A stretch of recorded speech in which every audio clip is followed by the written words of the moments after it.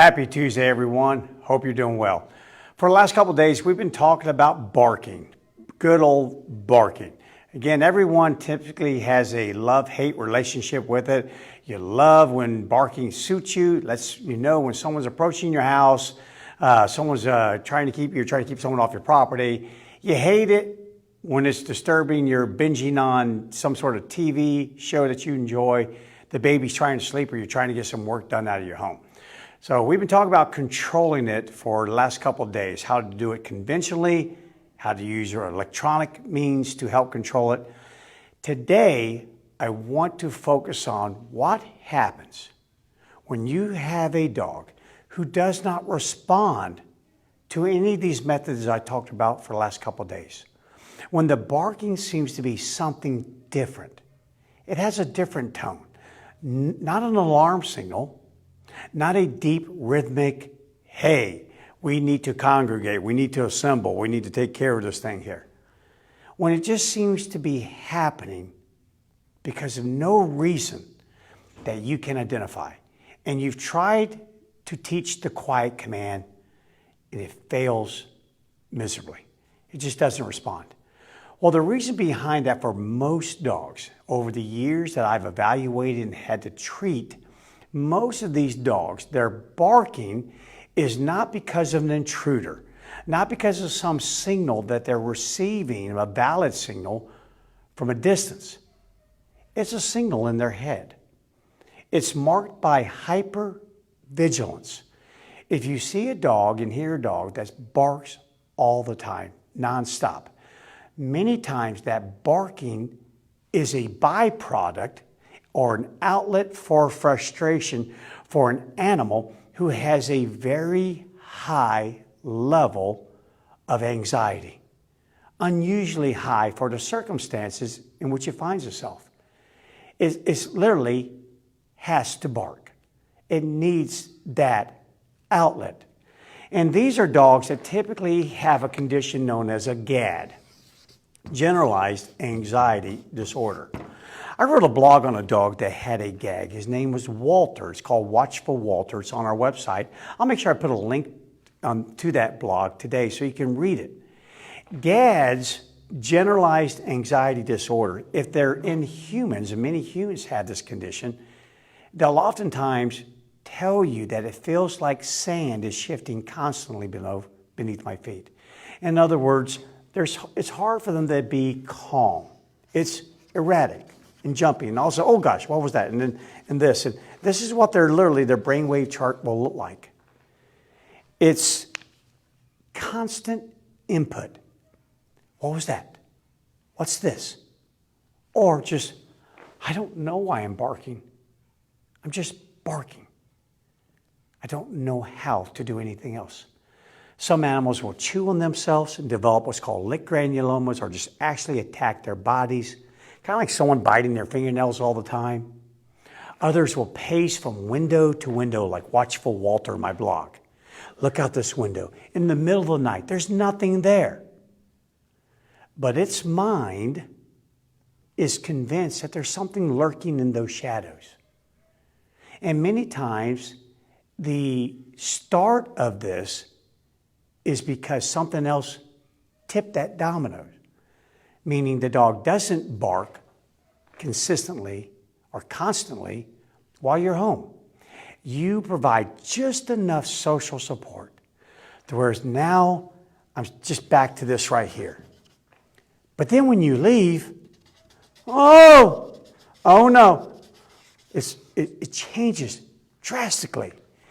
And the animal left with no other device to deal with this just starts to bark.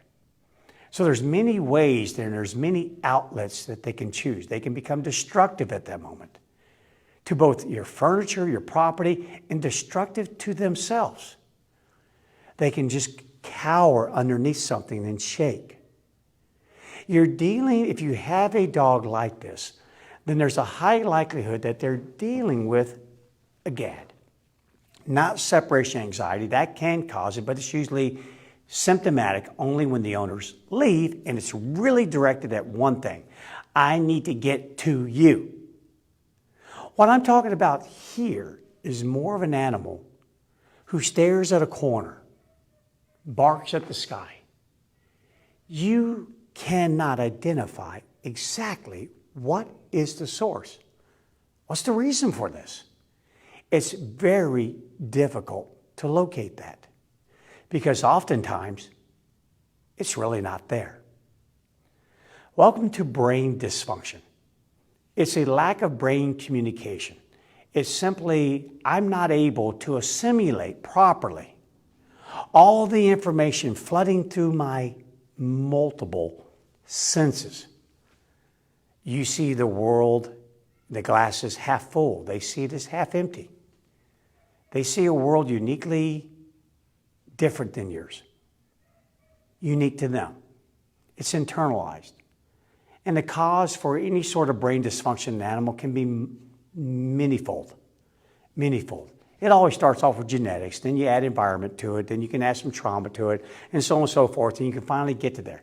What I want you to do for today in this video is simply alert you to the fact that if you've tried training, you've implemented, hey, quiet, long line, maybe we're using electronics, but it doesn't work. The animal, maybe it disrupts it, but the animal continues. And you've really obeyed the rules of training. You systematically applied one level after another.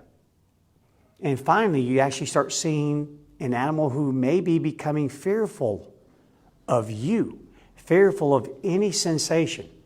And that's because you have an animal, I don't understand your quiet. No matter how many times you give it to me, I don't understand it. No matter what technique you use, what method you choose to employ, I don't get it. And you're just driving my anxiety higher and higher. And not only that, but basically our three different emotional states: calm, aroused, panic, reactive. The further we get to this goal here, that panic reactive zone, the further we get up the arousal column, the more immune the animal will be to any other input other than the absolute laser focus on surviving and overcoming the event that is sending the animal up there. So we have to be very careful. So again, you're the dog's owner. You know your dog better than anyone on the planet. If you've tried all the methods that I've told you about in the last couple of days and it's failing miserably, the animal just continues to bark, then we could possibly be dealing with a situation that we need to treat from a chemical standpoint. A lot of people that do suffer from a condition like a GAD are oftentimes treated with an antidepressant to achieve a global lessening of the anxiety through an improved communications in the brain. The better you are able to assimilate the information flooding into your brain, the more apt you are to process that information into knowledge about the environment and then flexibly utilize that information to adapt to any change in your condition. So if you don't have that ability, kind of like a keyboard on a computer, using that, it's kind of like your hippocampus, used to put information into your cortex and pull it out. Well, if that hippocampus becomes damaged because of pathological stress, then you could actually lose volume in the hippocampus. So now imagine one day you look down at your keyboard and you're missing 40% of your keys. How well will your computer work now? So it's a little bit of a dark subject, but it's a subject that we need to be aware of. So if your dog fails to respond to the training that I've recommended over the last couple of days, and it just seems to bark, pay attention to your gut. If something's going, this isn't right. There's something wrong. Typically, in most cases, there is something wrong. Seek help. Seek help. You can turn to your veterinarian who can then refer you to possibly a certified canine veterinary behaviorist. People like myself who've been trained in this can also help you. But many times, these dogs need advanced, specialized help. And sometimes that help includes chemicals designed, again, to lower this anxiety, to kind of keep the animal down here. This is about as high as you get. Hey, you know what? From here to here, that's actually a good thing. Your cognition is actually enhanced. That's why good training stress is exactly that. Good training stress. That's why some stress is wonderful. There's been many analogies used over the years and examples, like, for example, the winds of the spring. When I was a kid growing up in Alaska, I was explained this. This was explained to me by my mentor. He says, I love the spring winds because they bend the young saplings just enough to force them to grow deeper and more expansive root system. They don't come in sheer lines that shatter the tree and break the tree. That's this thing up here. The thing I'm talking about that bends the young sapling, allowing its roots to grow deep and expansive so it can grow to be a great strong tree, is the stress right here, that lower level. And sometimes some animals, because of whatever reason, can just use a little extra help achieving that. So if you think you have that, send it to me. Reach out to me. If I can't help you, I'll find someone that can. Because this dog's relying upon your observations, and if it's not that, I'll know in a heartbeat. But if it is, your training will not work. It just won't. Trust me when I say it. Been doing this for a long time.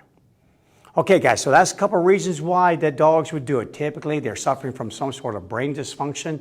Their bodies are acting out. It's an outlet for the frustration that's occurring from the consistent pathological stress that they're under. You may never identify that stressor. It's just there. And you have to do something about it to achieve a higher quality of life for the animal and you. So if you have it, let me know about it. And for the rest of you out there that don't have this, keep training. Get that barking under control. Because that will definitely help you achieve a higher quality of life. And of course, if you're happy, then your dog's happy. All right. If you found this beneficial, pass it on to someone. If you have your own questions, send them to me. And tomorrow we'll talk about, I've got a couple of questions I need to answer on a few different subjects. So I'm going to hop into that come tomorrow. Till then, be safe and create a great training day.